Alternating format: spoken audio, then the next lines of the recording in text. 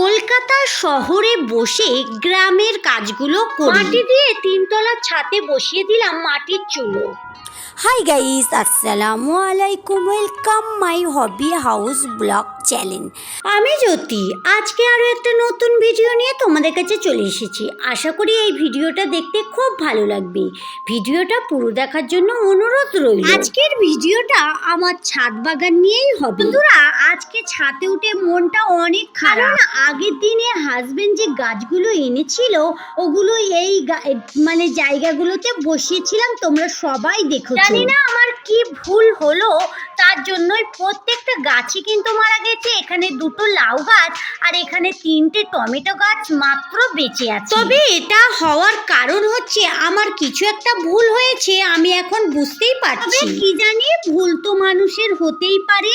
তো যাই হোক, এখন এই যে দুটো তিনটে গাছ বেঁচে আছে এগুলোকেই একটু যত্ন করব। ছাদের অ্যালোভেরা গাছগুলো অনেক বড় বড় হয়ে গেছে আর এগুলো কিন্তু রিপোর্টিং করেছি, আরো কিছু রিপোর্টিং করতে বাকি আছে। চলো ওদিকে একটু দেখাই। যে সিম গাছগুলো বসিয়েছিলাম সিম গাছগুলো কিন্তু প্রত্যেকটাই বের হয়েছে। তবে একদিকে মন খারাপ হলে কি হবে, আর একদিকে তো মনটা ভালোই হয়ে গেছে। সিম গাছের দানাগুলো থেকে প্রত্যেকটা থেকে নিয়ে গাছ বেরিয়েছে, এগুলো দেখে আমি খুব খুশি।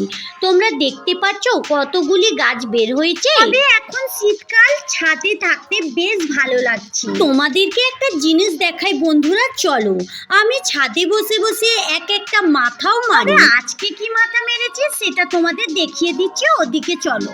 এই যে দেখো, আগের দিনে আমি কিন্তু বসে বসে এই চুলাটা বানিয়েছি। তবে যেখানে যেমন আমি সেখানে তেমন। তবে বন্ধুরা, প্রত্যেকটা কাজই আমি করতে পারি, আর যেটা জানি না হার মানি না, করার চেষ্টা করি। সবগুলো কাজে কিন্তু আমার সাকসেসফুল হয়। তোমরা তো সবাই জানো আমাদের এখানে মাটির খুব অভাব। তাই এদিকে এই ইটগুলো ভাঙা দিয়েই আমি একটু একটু করে এই চুলাটা কিন্তু বসিয়েছি। তোমরা কতটা বুঝতে পারছো আমি জানি না, চুলাটা কিন্তু একদম ফ্রেশ হয়নি, একটু বেকাটারা হয়েছে। তবে কালকেই বসিয়েছিলাম আর আজকে অনেকটাই শুকিয়ে গেছে, তাই একটু ছুরি দিয়েই সেভ করার চেষ্টা করছি। এটা যদি শুধু মাটির হতো তাহলে খুব ভালো করে সেভ করা যেত আর অনেক ফ্রেশও হতো। যেহেতু আমি এখানে টুকরো টুকরো ইট ব্যবহার করেছি তাই একটু বেকাটারা হয়েছে। বন্ধুরা, আমি কিন্তু হার মানবো না, এটাকে একটু ফ্রেশ করেই ছাড়বো। একদিন হোক বা দুদিন আমি এটা চেষ্টা করব একটু ভালোভাবে করা। আজকে বেশ ছাদেই অনেকগুলো কাজ রয়েছে, করব। ছুরি দিয়ে চারিপাশটা চেঁচে নিয়েছি, এবারে একটু মাটি দিয়ে ভালো করে এটাকে ফ্রেশ করার চেষ্টা করছি। বন্ধুরা, এই চুলোটা বসিয়েছি, কি করব আমি এখনো পর্যন্ত জানি না, তবে করি যতটা কি হয়। চুলোটা যদি আমার মনের মতো হয়, কোনো একদিন তোমাদের পিঠে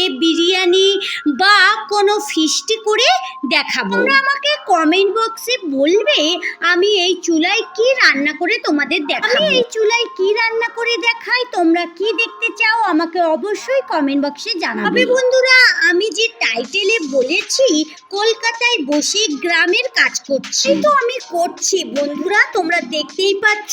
ছাদ ভর্তি গাছ, কৃষিকাজের কাজ করছি।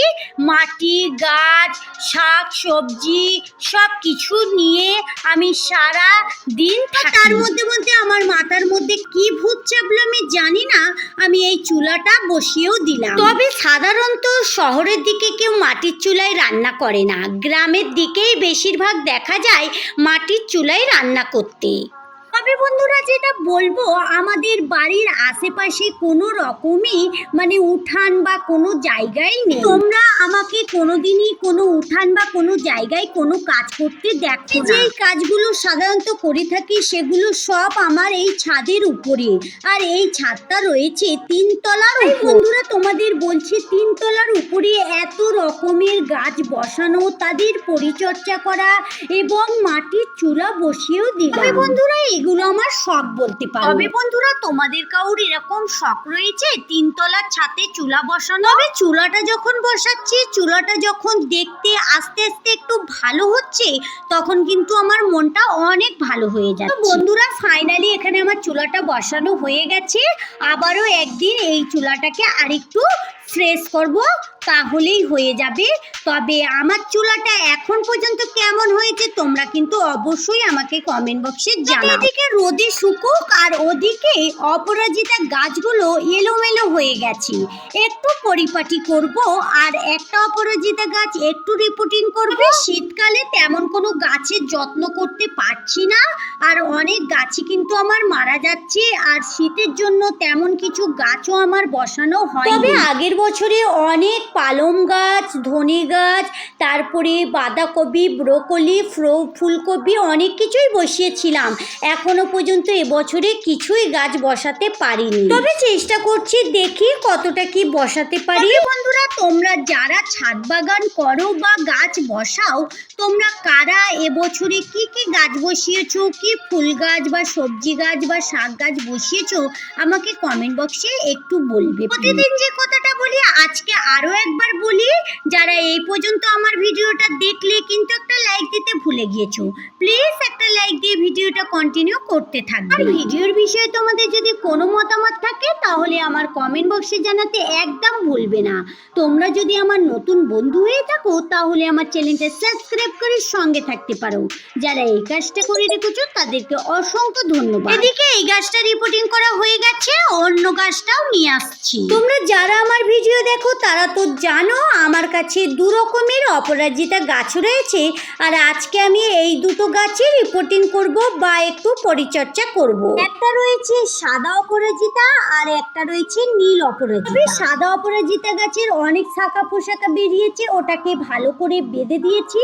আর নীল অপরাজিতা গাছটাকে তো আমার ছেলের পয়রা খেয়ে একটু কিছু রাখিনি, যা তা হাল করে দিয়েছি। ওই অপরাজিতাটাকে আমি এখন রিপোর্টিং করে দেব আর একটু ভালো করে বেঁধেও দেব। অপরাজিতা গাছগুলো যেখানে থাকে সেখানে আমার ছেলের পায়রাগুলো অনেক ঘোরাঘুরি করে, আর ওরা কিন্তু অপরাজিতা পাতাগুলো বা ডগগুলো খেয়ে নিচ্ছে। অপরাজিতার গাছটা ভালো করে বেড়ে উঠছে না আর ভালো করে ফুলও হচ্ছে না, তাই ভাবছি আজকে রিপোর্টিং করে জায়গা চেঞ্জ করে দেব। তবে বন্ধুরা, তোমরা অনেকেই আছো আমার ছাদ বাগানটাকে অনেক পছন্দ করো আর অনেক দেখতেও চাও, তাই আমি প্রায় আমার ভিডিওর মাধ্যমে তোমাদের একটু একটু করে দেখাই। অপরাজিতা গাছের মাটিটা একদম শক্ত হয়ে গেছিল আর ভালো করে এই পানির থাকছিল না, বেরিয়ে যাচ্ছিল এক সাইড দিয়ে, কারণ ওই বালতিটা একটু ফেটেও গিয়েছে। তাই আমি এই লাঠিটাকে বার করে আবার ভালো করে লাঠিটা দিয়ে আর লাঠিটা সেট করার জন্য ছোট ছোট ইট ভাঙা দিয়ে দিচ্ছি। তারপরে অল্প একটু মাটি দিয়ে দেব। যারা গাছ বসাও তারা তো জানো কিভাবে গাছ বসাতে হয়। আর এই ছোট বালতির মধ্যে এই লাঠিটা একদমই থাকতে চাইছে না, তাই খুব কষ্ট করে এটাকে রাখার চেষ্টা করছি। নিচের দিকে একটু মাটি দেওয়ার পর গাছটাকে ভালো করে বসিয়ে দিলাম, আর তার উপরের দিকে আবারও মাটি দেব, কারণ গাছের গোড়ায় যেন ভালো করে মাটি থাকে। তবে বন্ধুরা, তোমরা কিন্তু একটা করে অপরাজিতা গাছ বসাতে পারো। অপরাজিতা গাছের তেমন কোনো যত্ন নিতে হয় না, দেখতে কিন্তু অনেক সুন্দর লাগে, ওর পাতাগুলো অনেক সুন্দর কালার হয়ে থাকে আর ফুলগুলো অনেক সুন্দর লাগে।